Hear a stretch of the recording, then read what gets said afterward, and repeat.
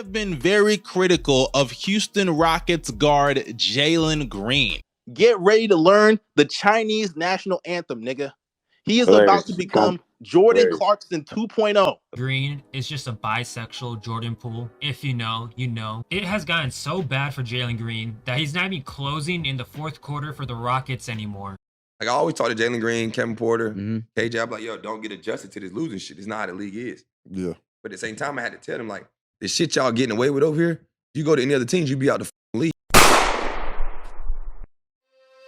She know what she wanted and had to go get it without being caught.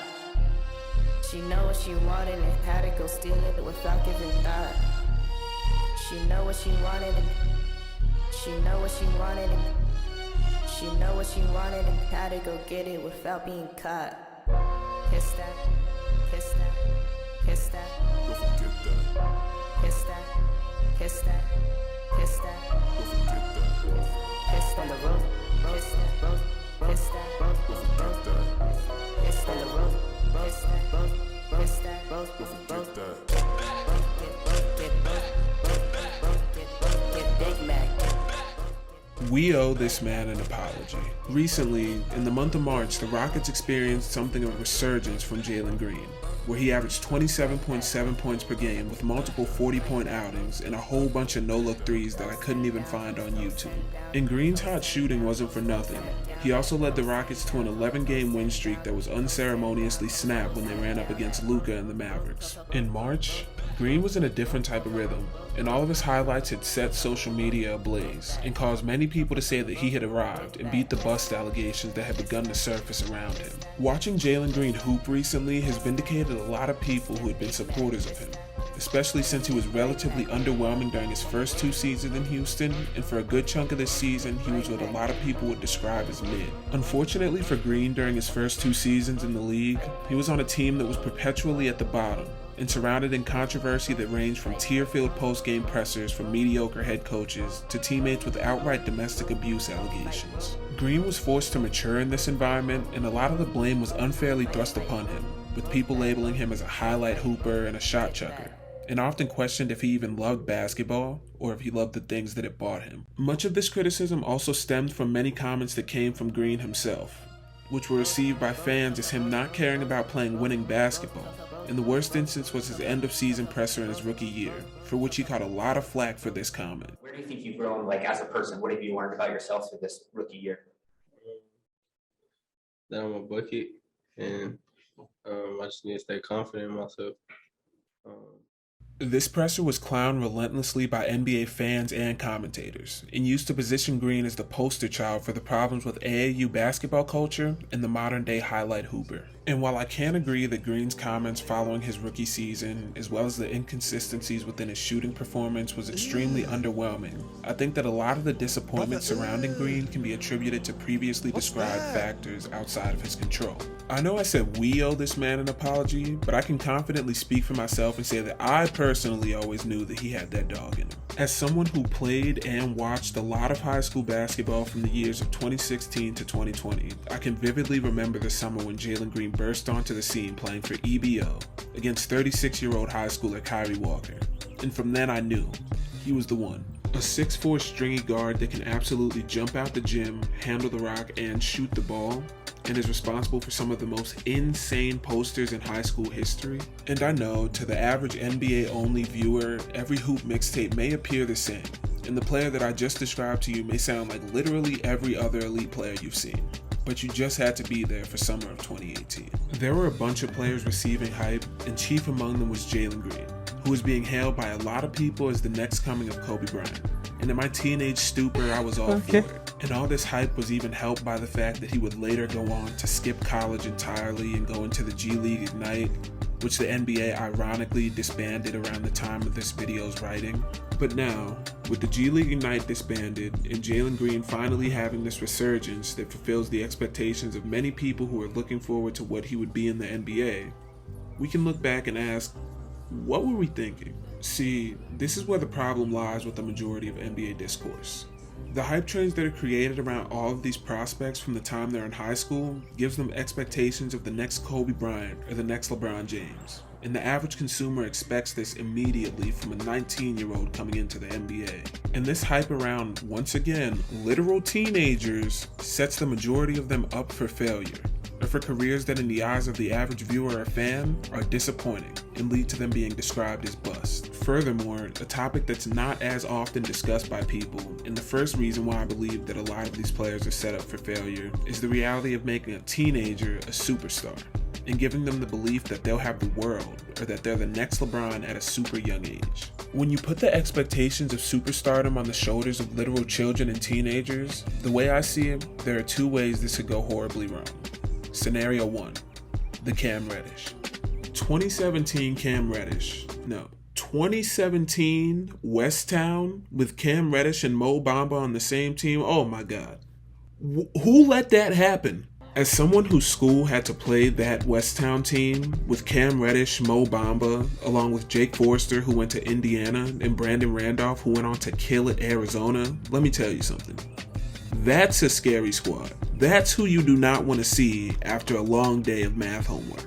I can vividly remember being a freshman and watching the live stream of them play West Town and watching Cam Reddish drive to the basket and circle out for some reason and throw the ball behind his head, only to see two slender black arms come in and dunk it, and thinking to myself, I'm probably not going to the NBA. But West Town and Cam Reddish glaze aside, 2017 Cam Reddish by all accounts was him for real. And we've all seen the Ball is Life clip of the All-Americans agreeing that he was the hardest player they've guarded.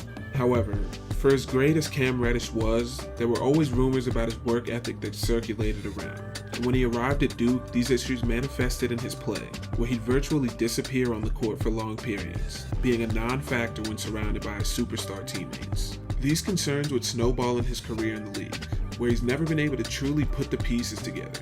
And now in year 4, he's bounced around the league a bit and has only found a solid spot as a defensive presence with streaky shooting for the Lakers. As a guy who was at one point considered to be the next coming of Tracy McGrady, this is a far fall from grace, and I feel it can greatly be attributed to the superstar that he had in high school, in the way that the expectations of greatness tempered the work ethic that makes legends in the game. And while I think I've made it abundantly clear that I'm a Cam Reddish fan, I also have to say that I can kinda sympathize with that feeling of, I'm already great, so what is there to work for? This sort of mentality is one that would come natural to someone who's been told that they've already succeeded. And while there are a bunch of players that don't fall into this, the reality is that it's a real thing and can set these guys up for failure. This leads us into scenario 2, the Joe Hampton. If you've seen Last Chance U on Netflix, then you know about Joe Hampton. But for those who haven't, Joe Hampton was a highly touted 4-star prospect in the class of 2016. Standing at 6'6", Hampton was a power forward who made up for his lack of explosiveness with elite post skills and a smooth jumper. After a successful high school career at the legendary Oak Hill, during his senior year, Hampton tore his ACL, which impacted his ability to secure a scholarship. However, Hampton was still able to go to Penn State to play basketball, but unfortunately while at Penn State, Hampton tore his ACL a second time. It was this second ACL tear that caused Hampton to completely collapse in on himself.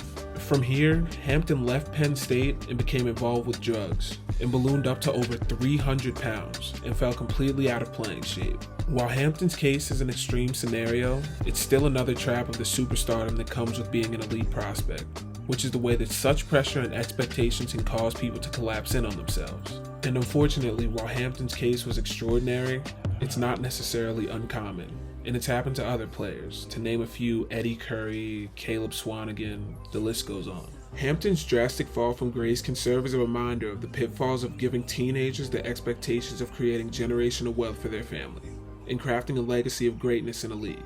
In both cases, between Joe and Cam, the pressures of superstardom and expectations of greatness both impacted them in ways that prevented them from reaching their basketball potential in one way or another, and set them up for failure in their basketball futures, and in Joe's case, in his actual life. Now, I know what you're thinking right now. What does any of this have to do with Jalen Green playing great? Well, my impatient viewer, this leads me into the third hypothetical scenario.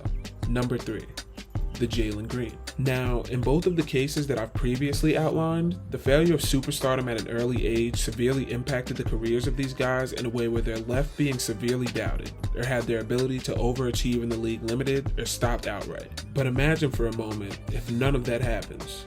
Imagine that all the rumors are true, and you not only have the talent, but the work ethic to skip high school and go pro immediately. Not only that, but you're drafted number 2 to an organization that believes in you and your talent. Unfortunately, when you arrive at your organization, your team is horrible.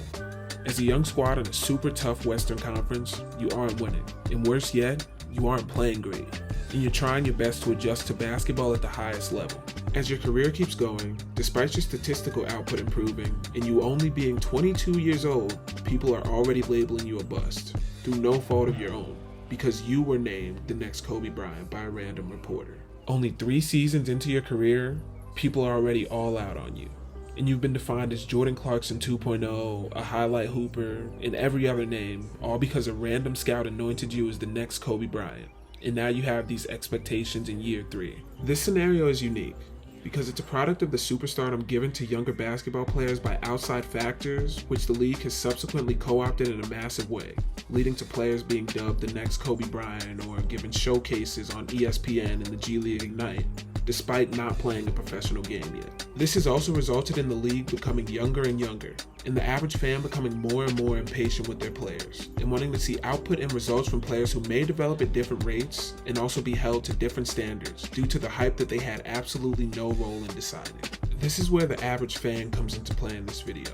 Because as much as someone would love to cite Jason Tatum or Anthony Edwards or Luka as young players who were able to figure it out and put it all together right when they entered the league, they always forget about the players who took a little longer to put it together. The Chauncey Billupses and Ben Wallaces and Steve Nashes of the world all weren't spectacular to start their careers. And to cite more recent examples, guys like Pascal Siakam, Brandon Ingram, and even Kyle Lowry all took time to grow into who they are, even if their expectations weren't as high as Green's. Ultimately, I would urge us as fans to remember that the LeBrons, Lukas, Tatums, etc. are all exceptions to the rule. And no matter how much younger the league becomes and how much they try to force the development of these players, ultimately not every 22-year-old is going to average 28 a game. Don't be so quick to label a player a bust. And don't let these scouts and internet discourse force you into mentally placing a player on a track of development that if they don't absolutely adhere to, you'll write them off. So I'm happy to see Jalen Green thriving. And even if he does regress, keep in mind that there are way more Cam Reddishes and Joe Hamptons than Kobe Bryants. That's all I have for this video. Make sure you like, subscribe, comment, and share. Until the next one.